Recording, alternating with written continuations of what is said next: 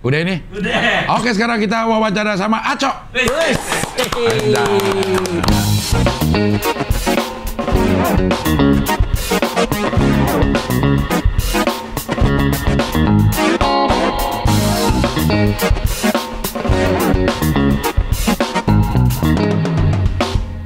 Terima kasih Cing Abdel, akhirnya kesini. Nyampe juga nih, kita udah bertahun-tahun nih nyoba. Iya. Dari zaman pandemi. Iya. Jadi gimana menurut lo keputusan MK terhadap Anwar Usman ini? Kebetulan saya bawa Mahfud MD, bentar ya. Biar langsung dijelasin dan nih. Iya. Sama ahli tata negara nih. Pusing lah Cing. Iya, Cok lo pasti stand up gak sih Cok? Artinya nerima job stand up? Masih. Oh, jadi cuman jarang aja yang nawarin. Kayaknya banyak yang mikir juga kayak kayaknya cuma udah nggak stand up kali gitu kali ya. Iya. Tapi masih ada lah. Terakhir berapa lama? Sebulan yang lalu ya. Iya. Masih banyak kan lo dari gue. Gue kayak berapa bulan yang lalu ya. Jangan-jangan emang job itu nggak terlalu banyak kali ya corporate itu sebetulnya. Atau kita nggak dapet. Iya. Tapi lo lebih banyak ke film sekarang. Iya Cing, film. Awalnya gimana sih, Cok? Awalnya kan memang dari 2011 apa 12 gitu ya. Itu mulai anak-anak komika kan masuk main film tuh. Eranya Komik 8. Kalau gue tuh film pertamanya Luntang Lantung waktu itu sama Fajar Nugros, terus ada Baja Bajuri. Ya awalnya dari situ. Jadi memang kayaknya industri film khususnya komedi tuh membutuhkan banyak talenta-talenta baru sebagai pemain lah. Biasanya buat peran-peran sidekick atau comic reliefnya lah gitu, yang ngelucuinnya lah gitu. Masuklah kita di situ. Jadinya kenal deh mulai satu sama sutradara, sama produser apa segala macem. Nah cuman kebiasaannya anak komika nih kayaknya bukan gua doang nih. Anak komika kalau main film pas reading itu tuh banyak yang suka ngasih masukan.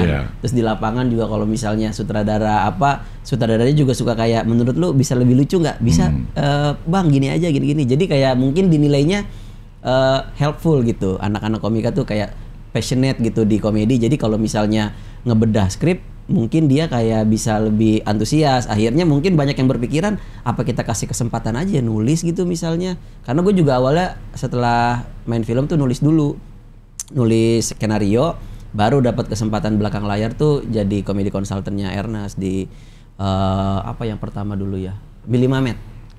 Iya. Maksud gue itu bisa masuk dan langsung fit di dunia di industri film itu, misalnya kalau nulis naskah itu gimana ya prosesnya ya? Prosesnya ya memang yang penting waktu itu tuh gue cuman pengen tahu strukturnya dulu aja, karena sama kayak stand up semua tuh pasti penulisan ada strukturnya kan. Iya. Kalau masalah bagus atau lucu enggaknya mah itu kayaknya udah balik lagi ke orangnya lah, nanti sense komedinya. Tapi paling nggak belajar strukturnya dulu. Nah pas udah belajar strukturnya itu sih banyak sih, ada kelas-kelas juga kan. Ernest juga kadang suka buka kelas. Terus di internet juga kayaknya banyak kok yang kalau cuman bahas struktur doang. Paling nggak udah paham strukturnya baru coba nulis tuh. Nah dulu sebelum film sebetulnya gue sama Awe pernah bikin kayak YouTube gitu, bikin skrip konsepnya kayak ngevlog tapi di dalam mobil. Nah itu namanya OTW waktu itu. Nah itu juga gue mulai nulis di situ. Jadi belajar dikit-dikit kayak produksi ya bisa dibilang film pendek kali ya hitungannya ya, karena cuman gitu-gitu doang gitu. Tapi belajar nulis skripnya dari situ gitu. Terus ya udah lama-kelamaan ada kesempatan dari salah satu produser yang gua kenal yang pernah main di filmnya, nawarin kalau nulis berani nggak gitu. Boleh deh nyobain gitu. Ya udah. Dari situ begitu udah keluar satu portfolio, biasanya mungkin PH-PH lain kayak tuh film itu siapa yang nulis, dilihat di kredit, oh ini coba deh tawarin gitu. Berarti industri film kayaknya lebih terbuka ya daripada industri komedi saat anak-anak stand up masuk. Kalau menurut lo? Menurut gue ya bang, soalnya kita tuh sekarang apalagi eranya OTT ya. Film tuh bukan cuman ke bioskop tapi banyak yang minta gitu. OTT aja ada berapa gitu. Jadi PH tuh memang lagi pengen produksinya, sementara orangnya itu aja. Itu aja ya. Jadi kayak namanya nulis skenario kan nggak bisa seminggu gitu kan, nggak bisa kan, harus berbulan-bulan. Jadi kalau misalnya orang udah ngerjain ini akan sulit untuk bisa ngambil double job. Jadi memang orangnya harus banyak karena kerjaan kreatif kan. Akhirnya ya orang-orang yang kayak gue mungkin kecipratan kesempatan gitu. Nah kalau kita memang bisa pada saat yang bersamaan anak-anak stand up masuk ke industri film lagi butuh banyak orang. Jadi resistensi sama orang-orang lamanya lebih rendah dibanding kayak radio misalnya ya. Iya. Banyak yang ngeluh tuh anak-anak radio lama masuk anak komik tiba-tiba langsung di prime time. Gitu kayak baru masuk 2 hari partai jadi ketua umum yang kayak gitu. Itu anak radio juga kayaknya tuh. Kayaknya. Anak radio tuh. Itu anak stand up yang masuk ke radio itu. Iya tuh. Iya kan baru berapa hari tahu udah di prime time. Prime time dia. Nah sehingga buat anak radio lamanya itu kayak kok lu cepet banget sih? Kok cepet banget lu ngakalin ini ya hukum. Iya. Maksudnya hukum rimba gitu. Hukum rimba kan harusnya kan yang senior dulu kan. Iya banyak resistensi yang kayak gitu kayak di dunia film waktu pertama kali ya tahun-tahun 2013 atau 14 lah. Gua lagi syuting tukang bubur naik haji. Orang itu orang-orang lama semua. Terus pada nanya, itu Radit siapa sih gitu? Iya. Iya, kok tiba-tiba bisa jadi sutradara gitu. Rekam jejaknya kayaknya gue nggak pernah denger dia, karena memang nggak bergaul di circle itu gitu. Jadi ada resistensi gitu buat orang-orang lama. Lo ngerasain nggak? Apa bapaknya komedian gitu ya? Jangan-jangan gitu. Ya. Apa bapaknya komedian 2 periode? Iya kan kita nggak tahu. Iya. Emang komedian pakai periode, Ceng?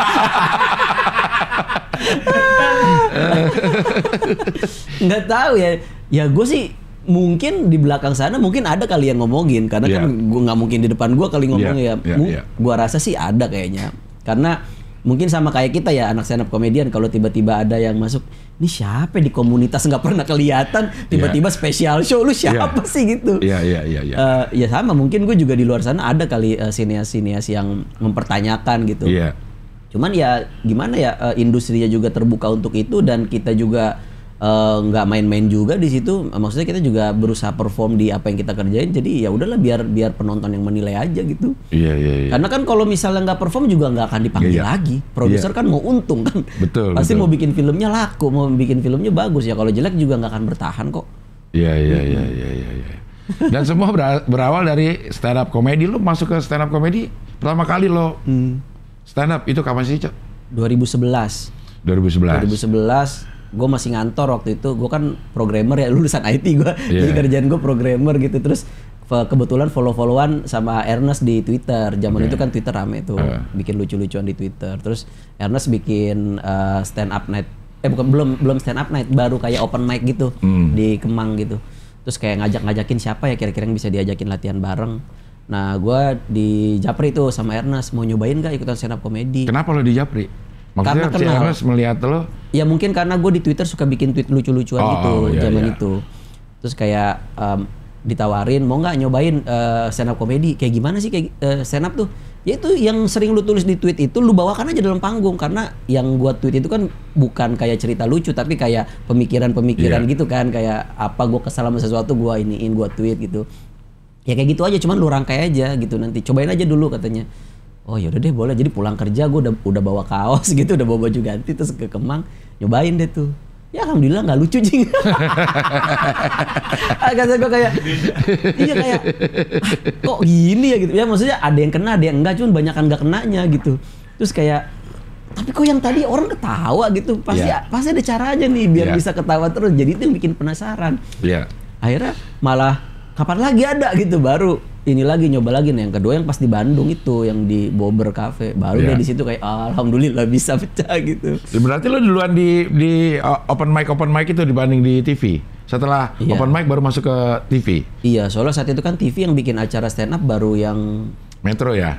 Sebelum Metro Kompas dulu kalau nggak salah, karena kan ada kompetisi. Kompetisi ya. Nah Metro mau bikin, tapi kan nggak mungkin pakai talent-talentnya Kompas, karena kan mereka eksklusif kan. Nah makanya kayak kita ini kan yang dihubungin, ada Cing Abdel juga waktu itu, terus ada Mongol, itu orang-orang yang aktif di komunitas tapi tidak ikutan kompetisi. Gue, Semi, Lukman, Arif Dido tuh, itu orang-orang yang non kompetisi tuh. Ya udah kita ngisi di Metro. Sejak saat itu udah makin dikenal orang sebagai komika dari situ tuh. Nah lo Tapi kalau sekarang nih, lo lebih pilih mana nih? Maksudnya lebih banyak mana persentasenya lo di film, di kerja udah sama sekali nggak? Udah enggak. Cuman ya kalau misalnya suruh pilih agak susah juga sih, karena kan film juga bukan kerjaan harian ya. Yeah. Jadi kalau misalnya memang lagi nggak ada syuting sih, ya ada stand up apa gitu corporate ya sikat aja, apa aja pokoknya. Kalau waktu ada ya sikat aja gitu. Cuman memang kalau lagi film agak susah untuk nerima yang lain, karena kalau film kan kita intens gitu ya, nulis di lokasi syuting nggak bisa disambi gitu. Iya. Berapa ini sih durasi yang paling lama lo ngerjain film dari persiapan sampai kelar tuh rata-rata berapa lama sih, Cok? Dari persiapan ya. Persiapan tuh kalau film biasanya normalnya 2 bulan lah. Itu persiapan di luar menulis ya. Hanya kayak scouting lokasi apa. 2 bulan, terus syutingnya mungkin sekitar sebulan kalau sama break-breaknya. Ya 3 bulan lah kalau produksian doang. Iya. Nah nulisnya biasanya yang lama, Cing. Nulisnya ya tergantung kita bisa berapa cepet tuh menyelesainya gitu. Selesai itu kan juga ada promo, ada ini segala macam yang nggak bisa ditinggal ya. Sebelum promo malah kita kan ngedit, terus grading, terus sound mixing, ngerjain trailer, teaser, banyak lah pokoknya. Emang panjang sih. 6 bulan minimal jadi ya. Iya, kayaknya 6 bulan tuh waktu yang cukup standar lah, nggak lama, nggak sebentar gitu. 6 bulan. Maksud gue tuh dalam 6 bulan yang lo bekerja itu dibayarnya sekali. Jadi untuk rangkaian kerja itu, nah honor yang lo terima itu untuk rangkaian kerja itu sekali. Kecuali kita nanti perform, penontonnya bagus, ada bonus penonton. Kalau penontonnya rame, misalnya melewati berapa penonton, ada ininya lagi. Biasanya berapa tuh, Cok? Apanya? Berapa penonton tercapai baru ada insentif itu? Tergantung deal-dealan kita sama PH. Ada itu dari awal, bukan kebaikan hati doang, bukan? Bukan, dari kontrak memang misalnya. Dari kontrak ada? Ada yang mungkin ngasih 500.000, lewat 500.000 udah dapat bonus. Ada yang nunggu 1 juta, ada gitu ya, beda-beda sih.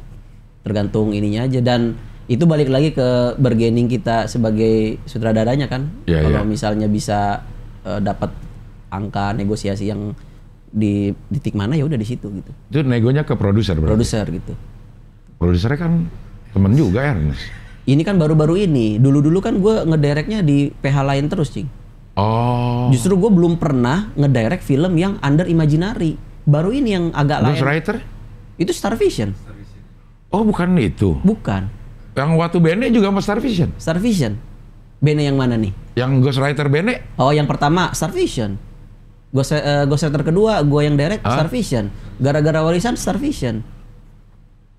Induk Gajah MD. Belum pernah gue, Cing. Baru nih yang akan tayang nanti agak lain ini. Nah, dari 2017 kan lo di HH. Iya. Nah, terus ngapain? Nulis. Ada tulisan. Ada komedi konsultan juga kan waktu di Mili Mamet. Jadi gue nggak langsung sutradara. Jadi supaya gue bisa memahami hal-hal teknisnya gitu, gue terlibat dulu di produksi belakang layar, tapi sebagai komedi konsultan. Tapi dengan gue terlibat di situ, gue jadi tahu persiapannya sutradara tuh apa sih, departemen itu nyiapin apa sih, ini apa gitu-gitunya. 3 tahun lah gue jadi komedi konsultan, baru akhirnya nge-direct gitu. Di setiap filmnya Imaginary, lo jadi komedi konsultan atau? Enggak, saat itu belum ada Imaginary.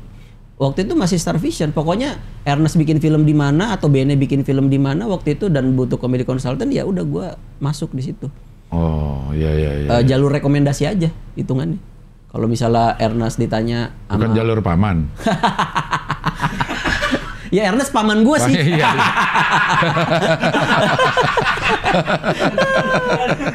Ke situ lagi. Makanya gue mirip kan sama Ernest. Namanya juga paman. Iya, juga paman ya. Nama asli kan Acolong Bau gitu. Aco Prakasa.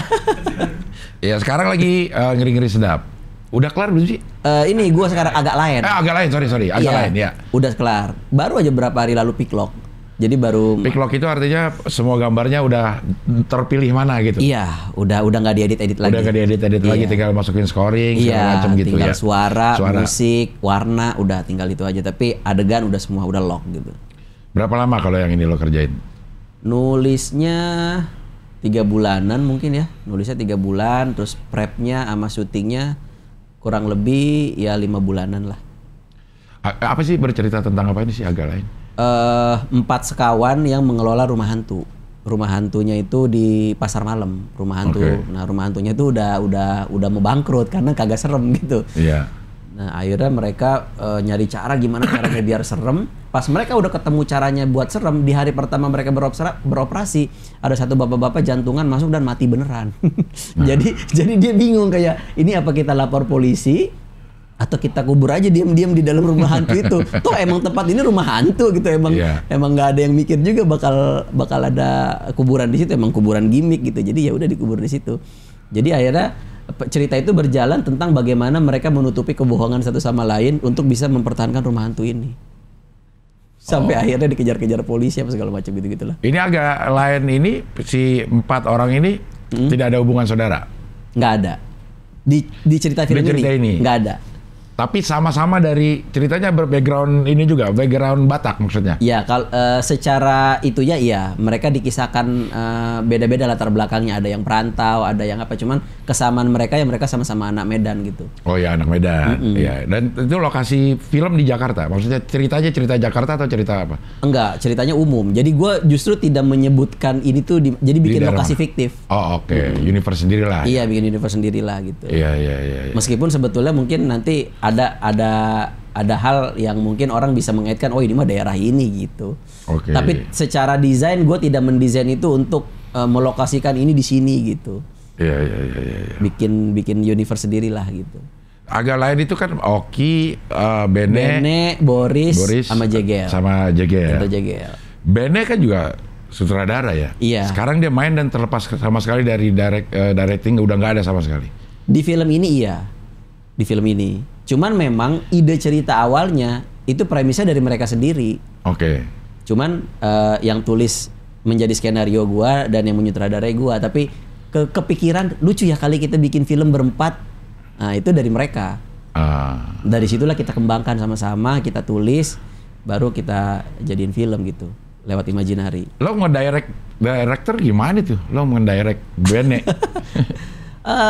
Ya sama aja sih, Cing. Maksudnya justru lebih enak karena kan dia bisa berdiri di bisa memahami posisi sutradara lebih baik sebetulnya kan. Jadi mungkin kalau misalnya yang full aktor gitu ya, bisa saja kacamatanya hanya kacamata aktor kan. Ketika nanti sutradara minta begini, dia berasumsi sendiri, kayaknya nggak perlu deh, kan gue tadi udah gini-gini, padahal dia nggak tahu kebutuhannya sutradara apa. Tapi kalau misalnya aktor yang juga sutradara, bayangan gue sih harusnya bisa lebih empati ya karena oh iya tuh gue tahu tuh pasti dia pengen ngamanin ini gitu-gitu. Sama kayak kalau gue juga diundang main gitu, ketika sutradara minta apa sebisa mungkin gue turutin karena gue tahu emang sutradara butuh support dari aktor gitu. Dari aktor ya. Ya. Malah lebih enak sih kalau menurut gue. Malah lebih enak. Tapi secara acting gimana anak itu? Ya itulah, mereka tuh sebetulnya apa ya? Emang udah nggak usah acting juga, ya udah begitu. Dan konsep film kita juga, kita nggak bikin karakter lain, ya karakternya Oki. Si Oki. Iya, sebetulnya mirip kayak konsep Warkop. Secara itunya ya, secara penamaan karakter dan bagaimana membawa mereka ke dalam film. Tapi ceritanya ya bukan cerita tentang mereka, kita bikin gitu, fiktif. Cuman ya Bene sebagai Bene yang kaku, si Oki yang temperamen, Boris yang si damage gitu. Ya gitu sama gitu, sehingga pendengarnya agak lain tuh bisa cepat untuk connect sama filmnya karena ya ini memang mengadaptasi karakter mereka gitu, karakter base jadinya. Iya. Kan agak lain juga fanbase-nya banyak. Iya, jutaan juga lah gitu. Iya. Itu kan lo jadikan apa ya namanya, bahan pertimbangan juga dong. Pasti. Lo targetnya berapa kalau gitu? Apanya? Target penonton. Waduh, kalau penonton nih bagusnya yang jawab Ernest harusnya dia, produsernya. Tapi menurut lo aja bukan target ya. Menurut lo ini akan bisa dengan militan banget loh. Ini agak lain itu gue lihat militan banget. Iya. Berapa ya? Ya gue mau moderat aja lah gitu, maksudnya bisa lewatin 500.000 aja gue udah happy lah. Lo gope aja udah happy. Melihat di bioskop film komedi kita belum ada lagi yang cetak poin gede, jadi gue di angka 500 dulu deh, bisa ngelewatin angka psikologis 500 ya baru gue bisa memikirkan angka selanjutnya gitu. Itu kenapa ya coy ya? Maksudnya banyak orang yang bilang hidup ini kayaknya semuanya kita butuh komedi deh. Giliran komedi dibikin memang khusus produk komedi. Kayak agak-agak kurang ya. Kenapa ya? Nah, ada beberapa analisa yang sempat gue dengar ya, nggak tahu bener atau enggak gitu. Katanya kenapa horor itu lebih laku? Karena horor itu tipikal film yang memang nggak bisa ditonton di rumah, Cing. Experience-nya itu memang baru kita dapetin kalau di bioskop. Di bioskop. Dengan suara yang menggelegar, dengan ketakutan yang rame-rame dengan orang. Itu tuh cinematic experience gitu buat mereka. Jadi kayak mereka bayar untuk sebuah wahana gitulah. Mereka bisa bersenang-senang di dalam situ. Sementara kalau misalnya dia bilang tunggu aja nanti masuk di OTT deh. Yang nggak akan seserem itu karena kita nonton di rumah lagi nonton paket gitu kan, jadi hilang seremnya, ya kan badar rawuhinya jadi nggak. Makanya mereka ngincer momen itu. Sementara kalau komedi itu justru casual, kita bisa nonton di rumah sambil di kamar, ke distract juga nggak masalah gitu. Ya mungkin ya itu salah satu pertimbangan orang kayak kalau memang lagi nggak ada banget jadwalnya ya nggak akan dipaksa-paksain banget. Sementara kalau horor ya kapan lagi nih mumpung belum turun kita kejar gitu mungkin ya. Iya. Tapi kalau menurut lu memang lebih berpotensi mana menarik penonton? Memang kita bikin full komedi atau film apa tapi komedinya kental gitu. Kayak misalnya Cek Toko Sebelah deh. Cek Toko Sebelah kalau menurut gue sih bukan film komedi. Iya, tapi komedinya kental. Iya. Komedinya kental dan itu bisa banyak dibanding memang bikin film komedi yang kalau kayaknya kita baru bisa warkop doang nih, komedi dan banyak full gitu. Nah, film-film yang lain belum kedengeran. Menurut lo memang kita belum bisa menjual komedi sebegitunya atau gimana sih? Ya, mungkin juga ini ya, selera komedi kita tuh berevolusi juga. Kayak kita nonton warkop zaman dulu lucunya minta ampun. Iya. Kalau sekarang mungkin udah banyak hal-hal yang udah nggak relevan lagi dan udah nggak bisa kita ketawain gitu. Jadi kayak memang mungkin komedinya sendiri memang harus berevolusi dan kita harus nyari komedi yang seperti apa yang bisa ngedatengin experience berbeda ketika ditonton di bioskop. Makanya kan ada film-film yang komedinya komedi action. Itu kan ada experience yang berbeda tuh, bukan hanya komedi biasa gitu. Atau yang Cing Abdel bilang tadi, komedi yang melekat pada sebuah drama yang kuat. Sehingga orang nggak cuma ketawa-ketawa tapi kayak nangis di akhir gitu, kayak wah inilah tipe film yang berkesan buat. Nah, mungkin memang harus seperti itu kali. Jadi nggak pure komedi ketawa-ketawa habis itu udah lupa gitu. Karena gue juga nggak tipikal orang yang nggak mau bikin film yang seperti itu, yang full pure komedi saja tapi tidak ada value apapun, nggak ada aftertaste-nya gitu. Ketika kita keluar dari bioskop, yang lu dapat dari film tadi ya udah lucu aja gitu. Ya udah akan lewat begitu aja gitu. Tapi kalau misalnya ada sesuatu di akhirnya gitu atau ada sebuah pemikiran yang bikin kita kayak iya bener juga ya Pak, itu mungkin bisa jadi bikin orang tuh keinget sama film kita gitu. Iya. Banyak yang bilang juga keberhasilan film itu kayaknya banyak ditentukan oleh marketingnya atau promonya lah. Nah menurut lo promo yang paling itu promo yang kayak di sosmed atau yang lo datang ke nonton bareng atau dari mulut ke mulut aja? Karena ada beberapa yang gue nggak denger nih. Ini tiba-tiba penontonnya banyak gitu. Iya. Gue nggak denger di sosmed atau gue yang kurang ini terus tiba-tiba begitu dulu. Atau lu mute kali Cing. Bukan Instagramnya. Tiba-tiba gue udah 3 juta 4 juta aja nih. Film apaan ya gitu. Jadi apa tuh yang bikin kayak begitu Cok? Kalau menurut gue sih mau secanggih apapun trik marketingnya, kalau barangnya jelek ya jelek aja sih, nggak akan bisa tetap rame gitu. Jadi yang akhirnya mencetak angka tinggi itu pasti memang bagus juga kontennya. Mau orang bilang apa jelek-jelek, ya buat lu, buat orang yang target audiens yang tepat, buat mereka itu menyenangkan.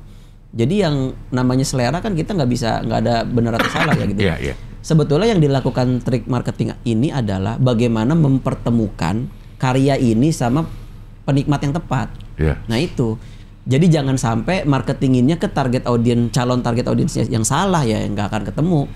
Berarti film-film yang gue nggak denger itu memang bukan gue Iya, targetnya. Bisa jadi gitu. Karena ada film-film yang kayak misalnya Bene pernah cerita ya, Ngeri-Ngeri Sedap itu rame di grassroots-nya lah gitu. Iya. Karena ternyata di gereja diomongin. Ya, Jadi akhirnya mereka ngajak nobar gereja. Nah sama film-film yang kayak modelan Air Mata di Ujung Sejadah itu banyak gue denger nobar ibu-ibu pengajian. Jadi hal-hal yang mungkin nggak selamanya harus di media sosial, tapi jadi omongan karena dia terkesan sama kontennya. Ayo Bu, kita harus nonton gitu, sama si nonton terus jadi bola salju gitu. Lama-lama ya udah tahu tuh 3 juta kan. Iya, padahal 3 juta ya. Padahal nggak ada yang bikin review atau apa gitu. Nah sama mungkin ada juga film yang targetnya remaja atau orang yang melek sosmed, diramein di sosmed, ya akhirnya rame juga, ada juga yang kayak gitu. Kayak video KKN di Desa Penari itu ya. Kayaknya itu kan lama tuh ininya tuh, apa namanya? Ngebangunnya tuh lama. Iya. Lama banget gitu di Twitter sampai ini akhirnya mau dibikin film, terus drama-drama diundur di ini segala macem. Iya. Akhirnya meledak juga, tapi juga. secara kualitas banyak yang kecewa juga katanya. Iya. Cuman ya itu tadi yang gue bilang, mau orang bilang kecewa sama kualitasnya, tapi kalau buat yang nontonnya happy ya mau gimana? Mau di mana ya? Iya.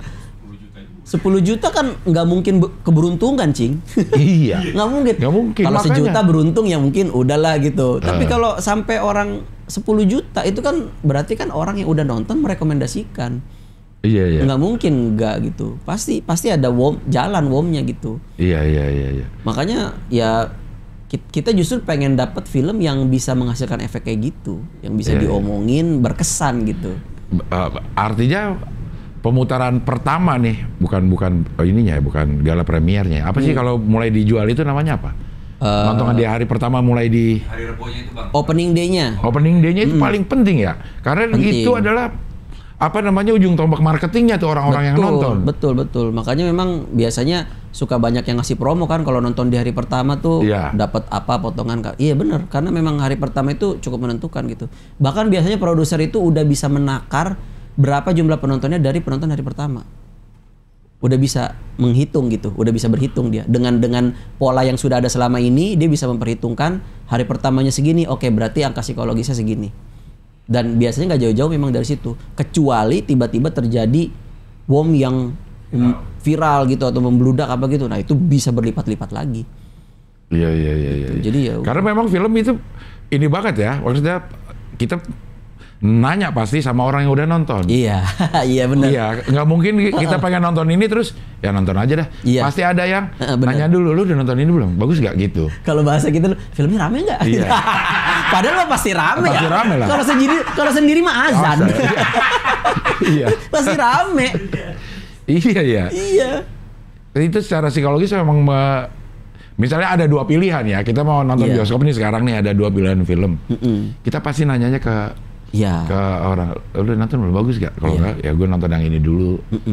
Yang ini jadi nggak sempet nonton juga. Benar, gitu. Makanya ada istilah FOMO kan. Ketika ada film tuh, mungkin kita awalnya tidak tertarik sama film itu, tapi kok semua orang nontonin itu gitu. Kayaknya kalau gue nggak nonton, gue ketinggalan deh gitu. Akhirnya dia nonton gitu. Ada juga yang kayak gitu, efek FOMO gitu. FOMO ya. Iya, jadi kayaknya mah banyak faktor yang terjadi secara bersamaan sehingga film ini bisa meledak. Nggak bisa satu faktor gitu. Karena KKN itu juga secara timing bagus. Itu kan film Lebaran. Iya, Lebaran tuh apa namanya? Lebaran juga buat film ya. Iya. Bisa narik penonton karena banyak. Karena kan orang pada pulang kampung, berkumpul dengan keluarga, pegang THR. Jadi daya belinya ada, waktunya ada. Ya emang semuanya emang mendukung untuk orang. Covid juga pasti buka. Ya, sama orang kita tuh ya ke bioskop belum menganggap film tuh sebuah kebutuhan, tapi rekreasi. Jadi kayak emang ada yang menganggap film itu kebutuhan? Ya kalau kayak kita mungkin kita udah tahu kan ke bioskop, gue pengen nonton ini nih, gue butuh nonton film ini. Oke, ya maksudnya. Tapi ada juga orang yang kayak nonton yuk, nggak tahu filmnya mah apa, pokoknya gue mau ajak keluarga nonton gitu. Ntar sampai sana baru deh. Yang mana? Mami mau yang mana gitu, adik mau yang mana gitu, baru diskusi di situ. Artinya objektif dia datang tuh memang bukan untuk film tertentu. Pokoknya mau rekreasi aja sama temen, sama keluarga gitu. Iya. Nah orang-orang kayak gini biasanya yang harus banyak dipengaruhi oleh ya omongan tadi, oleh gimmick marketing, apapun itulah gitu. Iya. Gimmick marketingnya membuat orang FOMO jadinya ya. Iya.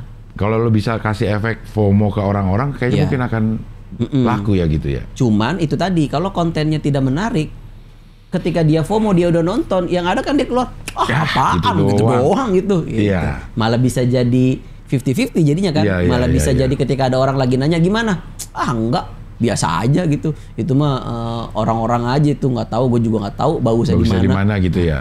Tapi kalau sampai bisa berlipat-lipat, berarti kan ketika dia ditanya, seru sih, serem. Nah, ya berarti gitu. Iya. FOMO itu ada orang yang FOMO akhirnya mengikuti Iya. dan sehingga tidak FOMO. Ada orang yang bangga karena dia FOMO. Iya. Kalau misalnya apa gue doang yang nggak tahu. Iya. Apa gua doang? Iya, itu kan kayak bangga dia FOMO ya. Iya. Kalau misalnya ada siapa ya di Instagram atau di Twitter ada orang, dia siapa sih? Iya. Ada kayak gitu. Ada yang bangga FOMO, ada yang Kalau takut aku FOMO. belum nonton ini, kalian masih mau temenan nggak sama Nah. aku sih? Elah, apa sih? Iya, banyak kayak gitu. Iya. Tapi ini analisa-analisa yang seperti ini mengganggu atau merecoki kerja sutradara nggak sih, Cok? Kalau sampai mengganggu sih enggak, Iya, tapi iya. kalau jadi bahan pertimbangan pasti gitu. Iya. Jadi biar gimana pun kita pasti akan berusaha memahami juga gitu, pasar tuh sekarang lagi bagaimana gitu. Jadi kayak ya kita harus adaptasi juga gitu sama apa yang lagi disukain masyarakat. Kalau bisa dimasukkan dalam unsur filmnya dan nggak maksa, kenapa enggak gitu-gitu. Jadi boleh-boleh aja gitu. Iya. Dan ini rencana kapan nih si Agak lain ini? Tayangnya awal tahun ini. Tanggalnya belum official keluar, tapi yang udah bisa dipastikan awal tahun ini. 2024. Iya, awal tahun depan, sorry. Kan bentar lagi puasa itu. Hampir ntar habis sama ini nggak? Apa? Ya apa namanya ini puasa apa namanya atmosfer puasa ini gitu. Di awal-awal banget atau kita puasa udah Maret ya? Enggak sih, kayaknya nggak nyampe Maret sih. Oh, nggak sebelum sampai Maret. itu, pokoknya awal banget lah, masih awal. Habis awal sama banget. kampanye Pilpres. Bisa. udah dihitung. Lagian Iya. emang masih menarik Pilpres. Jadi di antara tiga ini mana yang menurut? Liverpool sih, Cing. Iya. Salah tuh bang. Liverpool habis kalah ya? Iya. Ya tapi memang tidak sesederhana. Berarti ya film ini ada walaupun produknya sama ya, film, tapi ada dua dimensi yang berbeda. Memproduksi sama memasarkan. Itu dua hal yang sangat berbeda ya. Iya, dua dan sangat berbeda gitu. Cuman ya sama halnya ketika kita menjual produksi, pada akhirnya produk yang bagus yang akan diterima gitu. Jelek aja, bagus ya bagus aja gitu. Mau dipromoin kayak gimana juga mungkin ada efeknya, tapi tidak akan sampai, nggak akan ada film jelek yang bener-bener jelek gitu ya, yang akan laku sampai berpuluh-puluh juta gitu. Enggak sih kayaknya. Tetap pasti akan ada yang menganggapnya bagus gitu. Tapi banyak film bagus yang tidak laku. Iya, jadi artinya kan bagus atau jelek itu balik lagi ke selera gitu. Buat penonton ya, tapi kan kayak itu tuh. Apa soalnya yang terakhir Star Syndrome. Itu banyak banget dapat penghargaan, gue baca-baca tuh. Iya, gue juga suka. Nah, tapi secara penonton Banyak sih, tapi film yang kayak gitu tuh banyak. Maksudnya kayak bukan cuma Star Syndrome. Jadi memang itu tadi, kayaknya faktor penentu keberhasilannya nggak bisa dari satu faktor doang. Apakah relatable ceritanya? Apakah momen rilisnya tepat? Apakah saingannya saat itu tidak ada film serupa atau film luar yang lebih menyita penonton? Terus apakah sudah cukup terdengar di calon target audiensnya? Ya kan banyak gitu faktornya.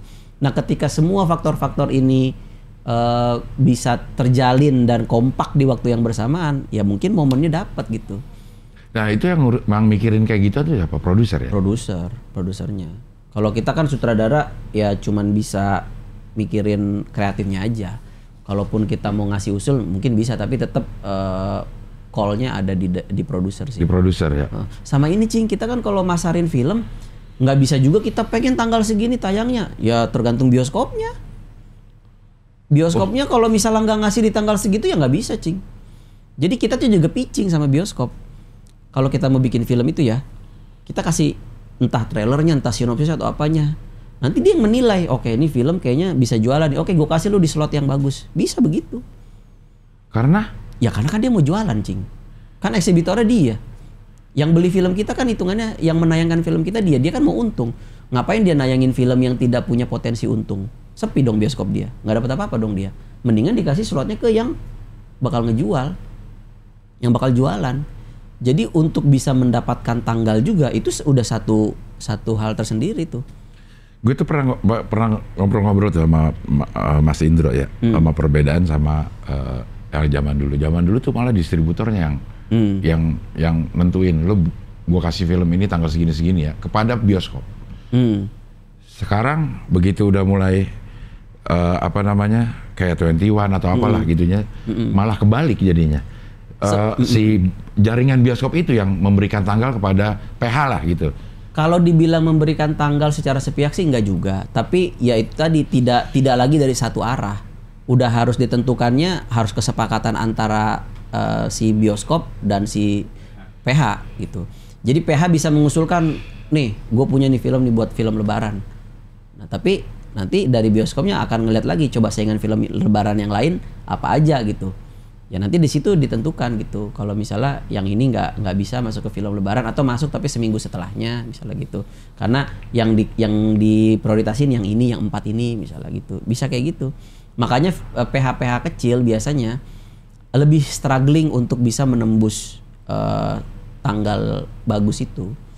Karena ya pasti yang PH-PH besar sudah lebih mendapatkan kepercayaan dari bioskop. Bioskop ya. Bukan masalah kepercayaan lu PH gede, lu PH kecil. Gua percaya PH gede, enggak, karena PH gede itu biasanya lebih punya capital kan. Dia udah punya modal, dia udah punya plan marketingnya gimana, dia udah tahu, dia juga pakai pasang pemain-pemain yang juga punya nama besar. Jadi kemungkinan untuk bisa meraih audiensnya berpotensi lebih besar. Jadi itu alasan kenapa dia dapat prioritas juga dari bioskop. Kita punya pilihan nggak sih untuk menayangkan jaringan bioskop itu ada berapa sih? Ada, tapi kan yang paling besar tetap XX1 tetap. Itu menguasai mungkin 75% layar kali. Oh. Jadi kalau kita cuman di jaringan selain XX1 ya cuman bermain di ini lingkup kecil. 75% mungkin bisa dari ininya. Jadi kalau misalnya kita dapat setoran nih ini angka penonton pertama hari pertama gitu ya di film lo, kita lihat itu Excelnya gitu ya. Ya dari situ kita bisa menakar dari jaringan-jaringan yang lain kalau digabung itu cuma 25% dari angka ini. Jadi begitu keluar angkanya yang dari jaringan-jaringan lain yang kecil-kecil, ya angkanya biasanya berkisar di 25% dari total XX1 ya. Dan dia punya wewenang penuh untuk menentukan berapa hari tayang, berapa hari logo bungkus gitu. Punya wewenang penuh. Dan PH nggak punya daya upaya tuh. Misalnya ya, di hari pertama atau kedua memang flop lah gitu. Iya. Tapi ini film bagus gitu. PH punya wewenang atau punya kekuatan kalau dia kasihlah seminggu lagi gitu. Mungkin kalau PH-nya punya pernah punya rekam jejak yang baik dengan bioskop, punya hubungan baik lah dengan bioskop, bisa aja sih. Tapi nggak akan bisa ditahan selama lama juga sih. Nggak akan, tetap pasti nanti ujung-ujungnya ya bioskop. Ya gue mau jualan gitu. Betul ya, karena ongkos produksi bioskop tetap sama lah, mau nonton satu ya mau nonton 100 gitu ya. Karyawannya tetap jualan gitu. Iya. Popcornnya tetap nggak laku kan gimana gitu. Mendingan dia ya lu udah dulu ya, gue masukin film baru lagi gitu. Jadi kita deg-degan terus dong sebagai PH tuh. Ya itu kan salah satu hal yang jadi masalah saat ini untuk. Sebenarnya ada nggak ininya? Maksudnya secara ideal itu sistemnya tuh ada nggak sih yang kayak bukan memperbaiki atau membuat ideal kedudukan PH sama si jaringan bioskop ini? Ya mungkin perlu ada keterlibatan pemerintah juga sih kayaknya. Kalau kayak di Korea gitu kan memang pemerintah juga support untuk film-film lokalnya juga kan. Iya. Ya metodenya bagaimana mungkin itu bisa tiap negara beda-beda. Cuman bayangkan aja kalau misalnya pemerintah bisa ngasih garansi gitu. Pokoknya minimal 2 minggu deh gue kasih gitu. Nanti kalau misalnya memang ada jumlah kursi yang nggak terpenuhi, misalnya disubsidi sama pemerintah supaya win-win solution kan. Si bioskopnya juga nggak kehilangan tiket, si PH juga jadi punya waktu untuk menunggu audiensnya punya waktu sehingga akhirnya nonton. Ya harus ada pihak yang mau incas juga di situ, yang mau bantu gitu. Karena kalau enggak ya akan jadi skema industri aja terus. Yang mendatangkan uang ya itu yang ditahan, yang tidak ya sorry gitu. Nah ini juga banyak tuh, gue juga sebenarnya lo mengetahui nggak sih sebenarnya realnya pemerintah Korea mendukung budaya atau film atau K-pop itu seperti apa sih? Gue kan dibilang, wah ini pemerintahnya ngedukung nih, tapi kayak gimana ya cara mereka mendukungnya itu? Gue sih belum pernah riset dengan detail gitu seperti apa gitu. Cuman yang pernah gue baca sekilas ya memang ada upaya-upaya kayak yang gue ceritain tadi. Cuman teknisnya seperti apa gue nggak tahu. Apakah mungkin ada satu fase misalnya pokoknya bulan ini film lokal misalnya. Jadi tidak ada film-film ini masuk.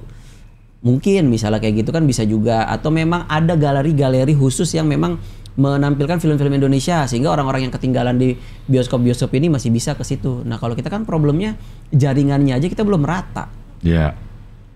Orang ada tuh yang nonton dari daerah mana di Sumatera naik pesawat untuk bisa nonton di Medan gitu misalnya. Saking nggak ada bioskop di tempatnya gitu. Ada tuh orang kayak gitu yang naik pesawat buat nonton bioskop. Jadi memang kita butuh banyak layar lagi sih sampai di pelosok gitu. Tapi kan balik lagi kalau skemanya industri ya yang menyediakan jadikan kan akan berpikir emang kalau gua taruh bioskop di sono orang nonton gitu kan. Pertimbangannya juga pasti duit lagi. Tapi kalau lo tahu gak sih apa namanya persentase atau yang di negara-negara lain dari jumlah penduduk tuh sebenarnya potensi yang nonton bioskop itu berapa? Misalnya kita paling banyak berapa, Cok? 10 jutaan ya? Penonton bioskop. So far? Di satu film? Iya, rekor kemarin itu tuh. 10 juta? KKN, iya. Dari 270 juta jiwa kan taruh lah. Iya.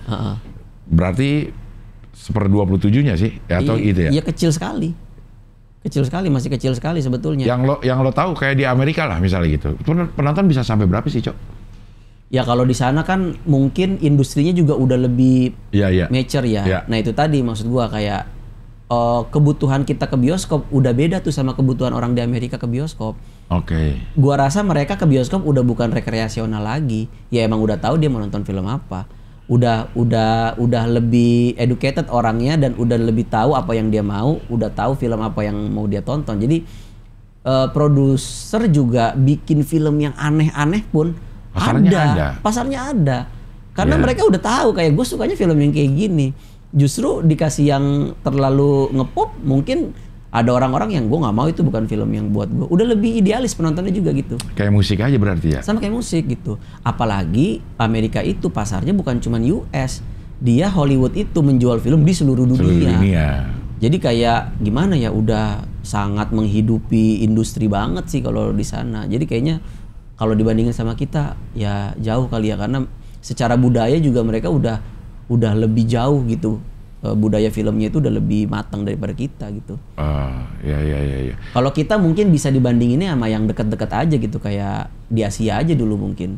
Kalau kita Asia Tenggara sama Malaysia, sama Singapura, Brunei gitu, kita di posisi di mana tuh? Kalau sama Malaysia sih gue yakin kita masih lebih oke sih. Tapi kalau sama Korea ya kita udah ketinggalan. India bagus banget kan sekarang. Udah bisa menembus pasar Hollywood juga. Dia udah bisa bikin film yang levelnya tuh biasa kan kita identik film India gitu. Tapi sekarang India udah bisa bikin di OTT juga film-film actionnya juga bagus-bagus apa gitu. Jepang juga gitu. Thailand juga bagus-bagus ya? Iya, Thailand. Nah, mungkin kita agak mirip tuh sama Thailand tuh. Mungkin secara kultur, secara apa gitu, agak mirip memang kita sama Thailand tuh. Dan salah satu tempat buat color grading tuh kan yang terkenal tuh kita tuh di Thailand kan. Ya. Dan orang Thailand tuh sampai bisa ketawa dan bisa ikut nangis kalau nonton film kita meskipun nggak ngerti bahasanya gitu ya. Jadi kayaknya agak dekat kita tuh sama Thailand tuh. Emang kita masih ke Thailand ya untuk color grading itu apa gitu? Masih banyak. Itu apa sih yang penyebabnya, Cok? Kita nggak punya alatnya atau nggak punya SDM-nya? Ada sebetulnya, cuman kadang kecocokan antar produser dengan ininya juga sih sama orang yang mengoperate color gradernya itu. Iya ya, karena itu ide juga ya, tes ya itu ya. Iya, tes juga gitu. Tes juga ya. Sama kayak ada juga kan yang lebih idealis mungkin kalau misalnya produser pengennya udahlah nggak apa-apa di bagian sininya diterangin, sininya nggak apa-apa gelap, tapi buat orang yang ngerjain color grading, kalau itu nggak memenuhi cara yang benar dong gitu, jadi jelek di gue dong gitu. Akhirnya ditolak gitu. Jadi itu juga jadi bikin produser nggak enak kalau sama dia, terlalu susah debatnya gitu.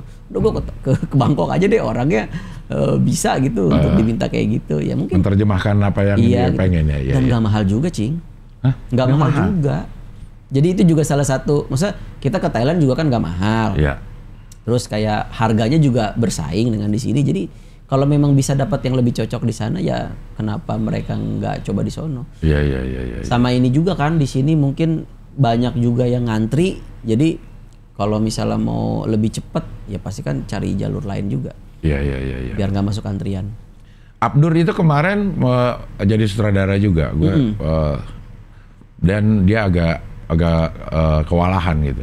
Lo waktu pertama kali jadi sutradara juga? Iya sih, memang film kewalahan nggak, maksudnya banyak yang harus dipikirkan ya. Iya. Apalagi berangkat sebagai performer, sebagai stand up comedy yang mikirin hasil akhirnya aja. Iya. Prosesnya ya kita nggak terlalu banyak, kita tidak terlalu banyak ini itu karena kita bikin sendiri. Begitu jadi sutradara, apaan yang paling berat ini loh untuk menjalankan tugas itu ya? Bagian mana menurut lo yang paling berat? Teknis, karena gue nggak sekolah film kan. Jadi kayak film itu 50%-nya pasti teknis lah. Iya. Kayak pengambilan gambar, lampu, pencahayaan gitu yang blockingan. Itu kan semua hal yang mungkin dipelajari di disiplin ilmu yang khusus ya, film gitu. Sementara gue kan nggak punya disiplin ilmu itu. Jadi bekal gue adalah sebagai pelaku di industri itu, sebagai aktor. Meskipun ya gue juga nggak buta gitu, maksudnya tahulah dasar-dasar shot apa itu master shot, apa itu tahulah gitu. Cuman kan yang detail-detailnya tuh belum tahu gitu. Jadi sih ketika kita di lapangan ngobrol sama banyak divisi yang nanyain maunya ini gimana Pak, ini mau gimana? Nah menjawab itu kan gue harus punya jawaban. Nah itu yang gue persiapkan. Makanya gue bukan membiasakan sih, memang semua film yang gue direct itu gue tulis sendiri. Jadi separuh tugasnya sudah gue lakukan, yaitu bercerita. Kalau kita udah tahu cara bercerita, kita udah tahu karakternya kayak gimana, apa yang mau disampaikan di setiap scene-nya, orang nanya tuh kita udah lebih lancar jawabnya. Setidaknya kita bisa jawab secara, gue mau menyampaikan ini di scene ini. Nah dari lu bisa menawarkan apa secara teknis. Bisa begitu kan paling enggak. Tanpa gue harus bilang kameranya begini, lampunya begini. Nah mungkin bedanya kalau orang udah tahu teknis, dia udah bisa langsung ngedirect ke timnya, kamera dari sini ya, track in ke sini, terus lampunya dibikin begini, blockingannya jalan dari sini keluar di sini. Itu teknis gitu. Tapi kalau misalnya kita belum menguasai teknis, mungkin kita bisa berdiskusi aja dulu. Di sini nih, gue mau menyampaikan si karakter ini merasa desperate. Nah, kira-kira secara visual apa yang bisa lu tawarkan untuk memenuhi ekspektasi gue di sini nih gitu. Diskusi kan. Gimana kalau begini? Nah, nanti di situ kita lihat lagi. Kayaknya kurang deh, harus ada yang lebih dramatis apa gitu. Oh, gimana dari pencahayaannya? Ya. Itu di film pertama gue begitu, tapi pas di film kedua dan seterusnya gue udah bisa teknisnya. Pengen gambarnya seperti apa? Udah tahu. Pengen cahayanya seperti apa gitu. Jadi sekarang gue udah bisa lebih memahami teknisnya, sehingga bicara dengan tim penata kamera, penata suara tuh gue udah tahu gue maunya kayak gimana gitu. Iya. Jadi lebih enak lah diskusinya. Kalau dulu mungkin gue masih lebih banyak ngawang-ngawangnya. Cuman karena berbekal gue tahu persis apa yang mau disampaikan, setidaknya gue bisa menjadi kurator gitu. Ketika ada ide-ide yang disampaikan dari tim, enggak, bukan seperti ini yang gue mau. Yang repot kan kalau misalnya dia udah nawarin nih, Cing, gimana kalau gini? Kayak gitu bukan ya? Gitu. Apa kayak gini ya? Apa kayak gitu? Nah, itu kan labil tuh. Pasti kita dimarahin nanti sama tim gitu, kayak lu maunya apa sih sebagai sutradara? Nah itu dulu yang penting tuh. Visi aja dulu. Nah itu di film kedua lo udah bisa menyingkirkan masalah-masalah itu. Iya. Di gara-gara warisan itu baru gua bisa lebih merdeka secara kreatif gitu karena ngerasa udah lebih banyak shot-shotnya tuh datang dari permintaan gua gitu. Iya. Ini gue itu kemarin nonton film yang main Bruce Willis. Tapi kayaknya film-film bukan film-film kelas satunya ya gitu ya.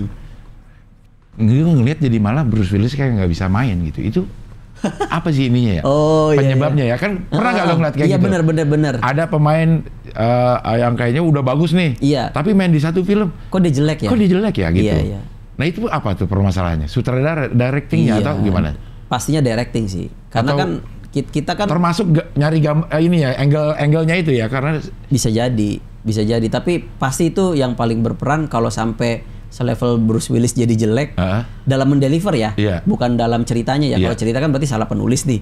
Tapi kalau misalnya dalam mendelivernya ya berarti kan dari directingnya. Artinya kan ketika dia melakukan sebuah adegan dan diokein sama sutradara, berarti kan menurut sutradara itu udah bagus. Nah kalau misalnya ternyata itu nggak on point ya berarti penilaiannya sutradara kurang akurat terhadap apa yang dideliver sama si aktor itu. Jadi kan kita harus membawa semua yang dikeluarkan sama si aktor itu untuk menuju yang kita mau kan. Itu kan tugas sutradara kan itu kan mengarahkan. Iya, maksudnya gini, gue tuh ngerasa kan ini Bruce Willis ya gitu ya. Iya. Kayak ngomongnya aja kok jadi nggak enak. Maksudnya apa yang salah ya? Bukan. Bruce Willis yang sebelum ini adalah gitulah. Dia cuma main memang sebagai kayak apa ya Kak? Supporting aja gitu. Iya, supporting aja, bukan ini jadi penjahatnya yang nggak mungkin gitu. Belum cair kali, honornya kali iya. Kok jadi kayak nggak enak ya ngomongnya ya gitu ya. Itu memang semata-mata directing, tapi kayaknya editing juga ngaruh ya. Tak-tok-tak-tokan gitu enak dilihatnya itu. Kalau editing kan lebih ke ritmenya kan. Iya. Apakah transisinya jadi kasar? Kok baru aja tadi ngomong begini, udah pindah lagi gitu kayaknya harus ditahan dulu deh galaman yang tadi misalnya gitu. Lebih ke situnya kan, merangkai adegan demi adegan sehingga pergerakannya tuh smooth gitu, tidak berasa patah-patah gitu. Nah kalau lagi ngedit lo ikut, sutradara tuh ikut? Harus ikut, karena kan memang editor itu akan menyamakan dengan persepsinya si sutradara. Karena kan ketika kita nulis di kepala kita kan udah editing, udah jadi. Ini adegan ini begini gitu. Makanya kita ambil shotnya begini begitu gitu. Makanya kita ambil shot yang begininya dari arah kanan, ini dari kiri. Karena kita udah tahu shot ini mau dijahitnya kayak gimana.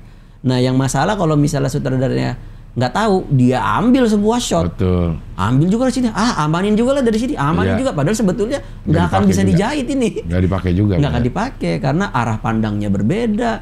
Kalau lu udah ambil yang ini nggak akan dipakai gitu. Iya. Nah itu sutradara yang kalau misalnya nggak paham soal shot, ya pasti nanti dia kayak, aduh nanti takutnya kurang, udah ambil lagi dari sini, dari sini. Nah kalau kita udah berpikirnya udah shot by shot kan, oke, gue butuh buat pengantar shotnya ini. Habis itu pas di dialog ini gue butuhnya cover dari sebelah sini. Nah, jadi nanti ketika di editing, dijahit sama editor, oh bukan, maksud gue bukan yang kayak gitu. Kita mulainya dari shot ini dulu.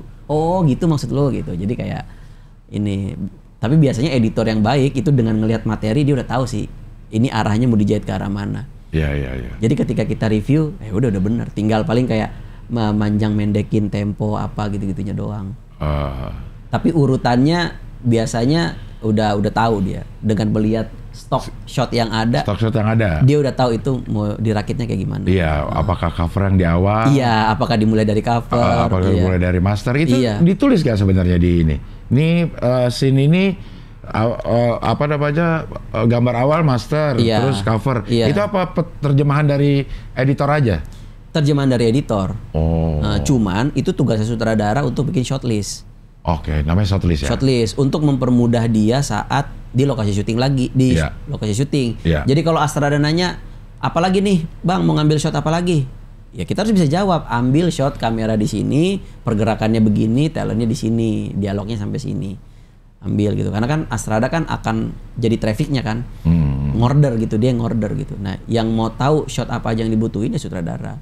Makanya kita harus tahu di scene ini setidaknya gue butuh 8 shot misalnya untuk bisa mendeliver emosi atau apapun pesan yang mau disampaikan di sini gitu.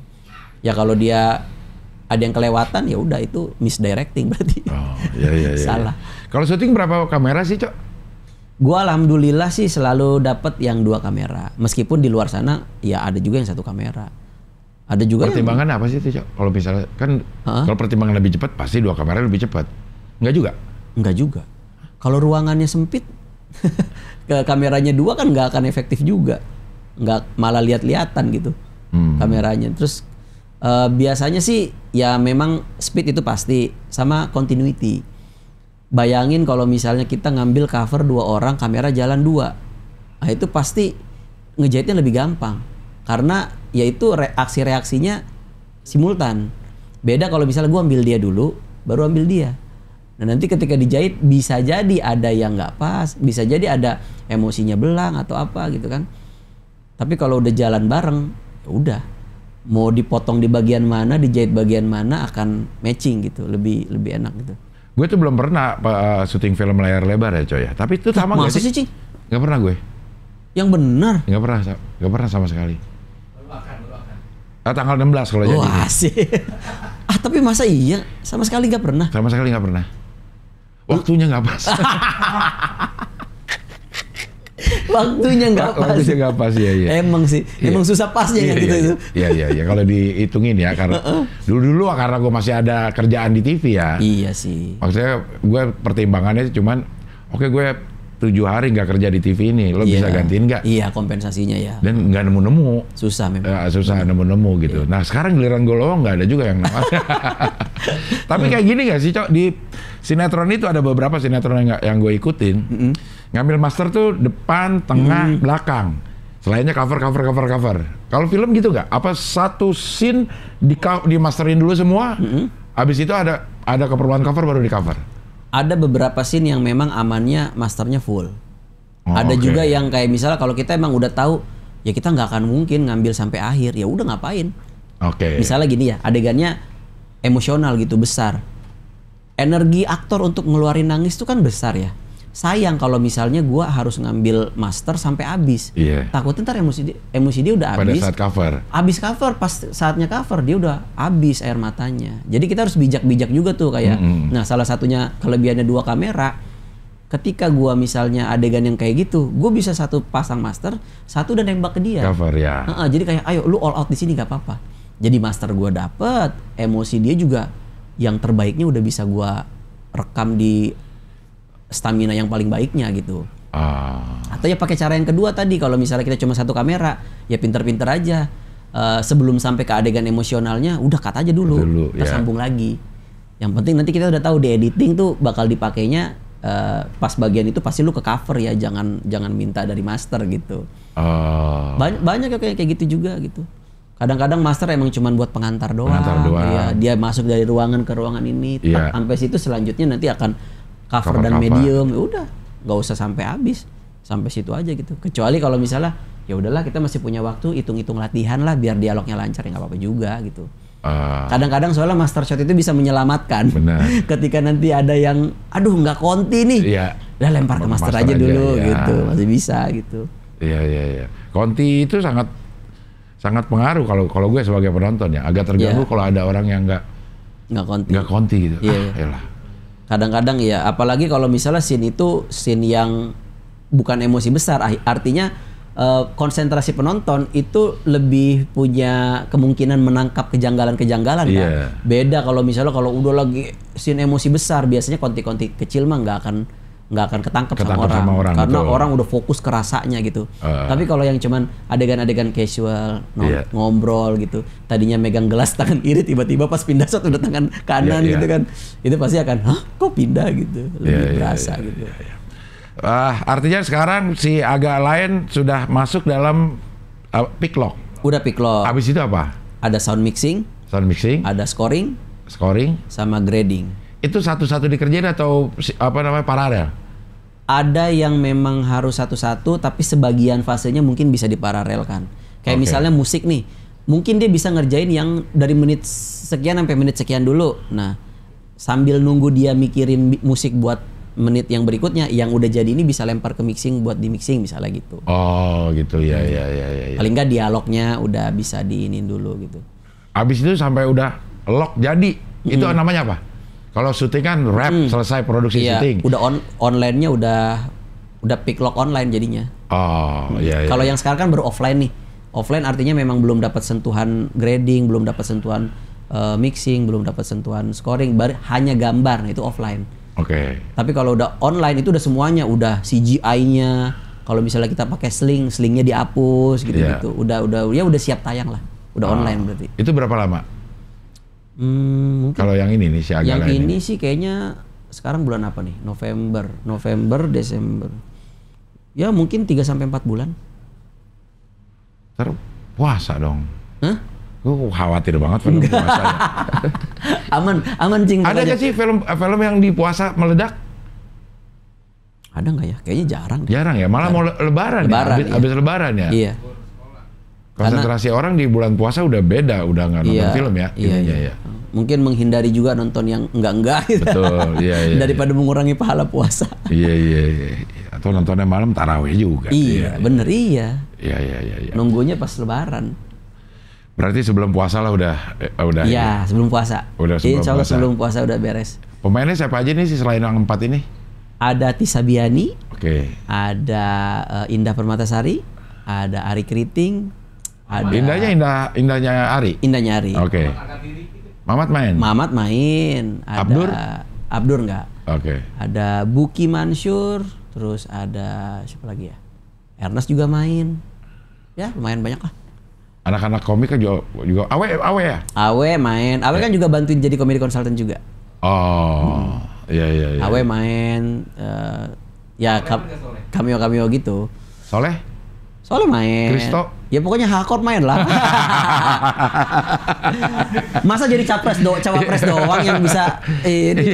Iya. Harus dinasti Hakor ini ya. Iya. Kan ini nggak pakai uang negara. Iya. Boleh dong. Boleh banget kalau ini mah. Oke Aco, terima kasih. Sama-sama, sudah hadir di Cing. sini. Mudah-mudahan filmnya segera selesai dan hasilnya membahagiakan. Amin. Membahagiakan. Amin, Cik. Baik secara kualitas maupun secara komersil. Itu dia yang penting. Iya, pentingnya komersil sebenarnya. Iya. Iya. Oke, kalau gitu sampai ketemu lagi di wawancara dengan tamu berikutnya.